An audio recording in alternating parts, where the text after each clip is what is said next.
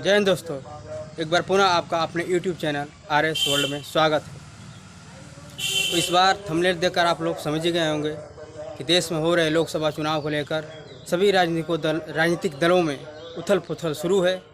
सभी राजनीतिक दल चुनाव जीतने के लिए अपनी अपनी घोषणाएं, अपने अपने एजेंडा, हर चीज़ अपना रहे हैं। इस समय देश में एक तरफ इंडिया अलायंस है और दूसरी तरफ भारतीय जनता पार्टी। विशेष रूप से इन्हीं दोनों दलों में लड़ाई है।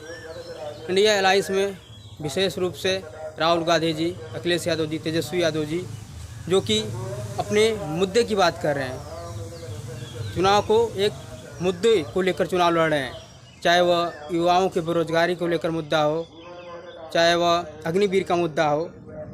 युवाओं के हित के लेकर हमेशा वो मुद्दों की बात कर रहे हैं। और एक तरफ वो लोग हैं जो हमेशा नफरत का जहर घोलने का काम कर रहे हैं समाज में, और जो हमेशा धर्म को लेकर के हमेशा एक धर्म का मुद्दा बना करके उनके पास कोई एजेंडा नहीं है चुनाव लड़ने के लिए। आपको हम जब माननीय प्रधानमंत्री जी जब गुजरात में मुख्यमंत्री हुआ करते थे, उस समय का आपको हम 2 वीडियो क्लिप दिखा रहा हूँ।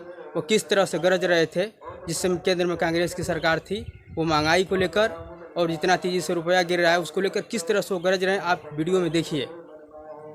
ये ऐसे नहीं होता मित्रों, मैं शासन में बैठा हूं, मुझे मालूम है इस प्रकार से रुपया इतनी तेजी से गिर नहीं सकता। अरे ये नेपाल का रुपया नहीं गिरता है, बांग्लादेश की करेंसी नहीं गिरती है, पाकिस्तान की करेंसी नहीं गिरती, श्रीलंका की करेंसी नहीं गिरती। क्या कारण है हिंदुस्तान का रुपया पतला होता जा रहा है? ये जवाब देना पड़ेगा आपको। देश आपसे जवाब मांग रहा है। जब चुनाव होता है तो लोग वोट देते हैं सरकार चुनने के लिए, या तो वोट लोग देते हैं सरकार को हटाने के लिए। लेकिन यह पहला चुनाव ऐसा हो रहा है जिसमें सिर्फ वोट टू इलेक्ट नहीं है, सिर्फ वोट टू डिफीट नहीं है, पर लोगों के मन में एक नई धारा शुरू हुई है, वो है वोट टू पनिश।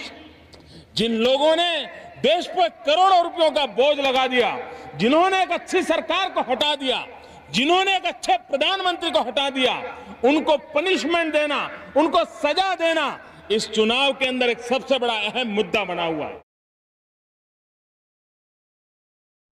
तो आपने दोनों वीडियो में देखा किस प्रकार से मोदी जी जब गुजरात में मुख्यमंत्री हुआ करते थे तो कांग्रेस सरकार पर वार कर रहे हैं। रुपया कैसे गिर रहा है, किस तरह से वो किस तरह से कटाच कर रहे हैं। आज सेम वही उससे भी बदतर कंडीशन हमारे देश की है। रुपया का स्तर कितना नीचे गिरा हुआ है। और जो अपने जिस समय गुजरात के मुख्यमंत्री थे, वो जो बातें कह रहे हैं कि इतनी बड़ी जो देश के ऊपर कर्ज का बोझ लादा गया है, उस समय तो केवल मात्र 50,000 करोड़ ही बोझ थे कर्ज का देश के ऊपर, लेकिन अब 1.5 लाख करोड़ से भी ज़्यादा बोझ है देशवासियों के ऊपर। आप देखिए, और ये बार बार हमेशा धर्म के नाम पे, राम के नाम पे, यहाँ तक कह रहे हैं कि जब हम रहेंगे तो आप रामनवमी मनाएंगे। क्या इसके पहले रामनवमी नहीं मनाई जाती थी? ये राम राज्य की बात करते थे, ये हमेशा राम राज्य की ये लोग बात करते हैं। और इसी राम राज्य में जो रामनवमी मनाने की बात कर रहे हैं, कुछ क्षण पहले जब कन्नौज के चुनाव प्रचार के दौरान अखिलेश यादव जी जब वहाँ कन्नौज के एक मंदिर में जाते हैं, पूजा पाठ करते हैं, तो उस मंदिर को उन्होंने धुलवाया गंगा जल से। और ये किस राम राज्य की बात कर रहे हैं? आप देखिए, अभी अमित शाह की रैली में एक पत्रकार के किस तरह से भारतीय जनता पार्टी के कार्यकर्ता किस तरह से उसकी पिटाई किए, आप वीडियो में देखिए ये किस तरह से तड़प रहा है। राघव, क्या हुआ? सर बहुत मारा है, भीड़ ने मारा है। क्या कर रहे थे आप? मैं रिपोर्ट कर रहा था सर, रैली चल रही थी सर, और लोग उठ के जा रहे थे, तो मैंने उनसे पूछ लिया बस कि आप लोग क्यों जा रहे हो, तो वो कह रहे कैमरा बंद कर, और फिर मारना शुरू किया सर। किसकी रैली चल रही थी, किस पार्टी की? किसकी रैली थी? अमित शाह जी बोल रहे थे। हाँ। बाहर कुछ महिलाओं से बात हुई, तो उन्होंने कहा कि हमें नहीं पता हम क्यों आए हैं, हमको प्रधान जी लाए हैं और 100 रुपये दिए हैं बोले हैं। तो मैं उन लोगों से पूछा कि क्या ये बात सच है, तो वो आदमी कहा तू रुक अभी मैं आता हूँ। फिर वो ढेर सारे लोगों को लेकर आए, और सर मैं पुलिस से कहता रहा कि मुझे बचा लीजिए, पुलिस ने भी नहीं बचाया, और वो 20-25 लोगों ने मिलके मुझे गालियाँ दी और पेट पे बहुत मारा है सर। 100-150 घूंसे मेरे पेट में मारे, और कह रहे थे ऐसे मारो निशान न बने। कहाँ से आप आए हैं? मैं दिल्ली से आया हूँ। पॉलिटिक्स क्या नाम है आपका? राघव। देखा ये शख्स केवल यही पूछ रहा था, जो लोग वापस लौट रहे थे, कि आप लोग क्यों वापस लौट रहे हैं रैली से।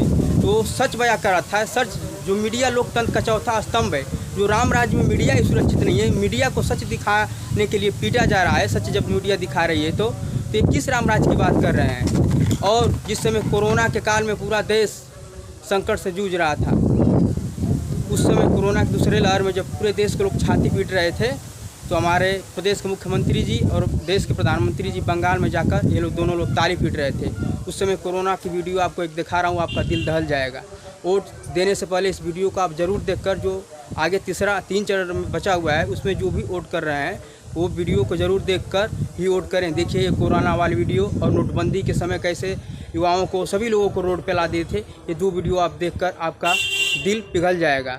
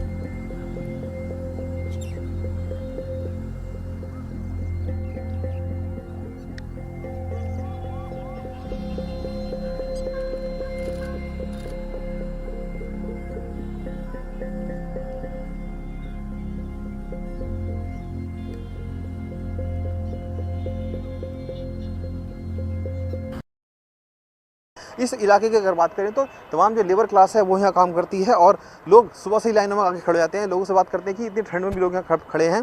ये बताइए कि ठंड बढ़ गई है, बावजूद इसका को लाइनों में खड़ा होना पड़ रहा है। अरे माँ चुधी पर ही है, ठंड बता रहे हो करे। चलिए, ये शायद सुनते नहीं हैं। ये बताइए कि भाई साहब पैसा मिल रहा है नहीं मिल रहा है बैंकों से? मिल रहा है जी। और सुबह से आप लाइनों में खड़े हो गए। जरा आपने वीडियो देखा कोरोना की, जब सेकेंड कोरोना लहर में जब पूरे देश के लोग छाती पीट रहे थे, तब ये लोग बंगाल के चुनाव प्रचार में ताली पीट रहे थे। देश को इन्होंने अनाथ छोड़ दिया, देश को लवारिस छोड़ दिया। जो लोग भक्त आज धर्म के नाम पे मोदी मोदी चिल्ला रहे हैं, वही लोग उस समय कोरोना के सेकेंड लहर में साइकिल के पंप से ऑक्सीजन देते थे। और देख रहे हैं लाशें कैसे गंगा के तट पर, जो हिंदू हिंदू चिल्लाते हैं, जो हिंदू के लिए जो हमेशा चिल्लाते रहते हैं और जो हिंदुत्व के नाम पे जो वोट देते हैं इन्हें, ज़रा वो सोचिए कि कोरोना के समय जब हिंदू के अंतिम संस्कार में उसका शव जलाया जाता है, जब हिंदू का शव जलाने के लिए ये लकड़ी तक नहीं दे पाए, जो इस शव को देखिए किस प्रकार से वीडियो में कौवे नोच रहे हैं, कुत्ते नोच रहे हैं, और बाढ़ आई तो शव गंगा के ऊपर ऐसे बह कर जा रही है। और ये हिंदू के नाम पे, धर्म के नाम पे नफरत का समाज में जहर घोल करके ये राज करना चाहते हैं।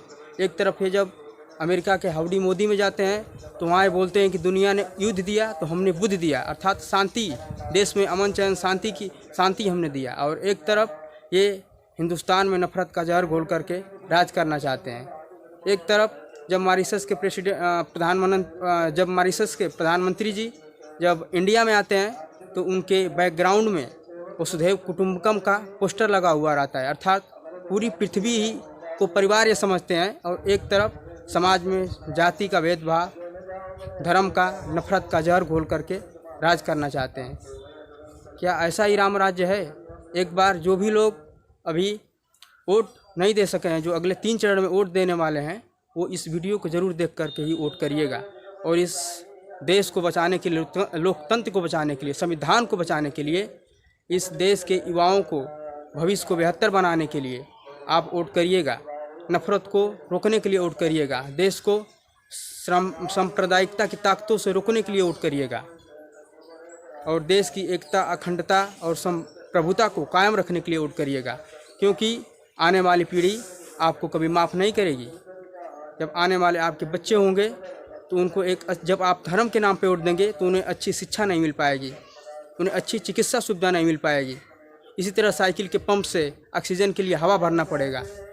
और शिक्षा चिकित्सा तो दूर, यदि इसी तरह बेरोजगारी बढ़ती रही, ये सत्ता में ये लोग आ गए, तो आपको जब नौकरी नहीं मिलेगी तो एक अच्छा पौष्टिक युक्त भोजन भी आप अपने बच्चों को नहीं दिला पाएंगे। यदि हमारी वीडियो अच्छी लगे तो इसे सभी दोस्तों के पास शेयर करिए, और आप चैनल पर हमारे नए हैं तो चैनल को सब्सक्राइब करिए, लाइक करिए। बहुत बहुत आपका धन्यवाद।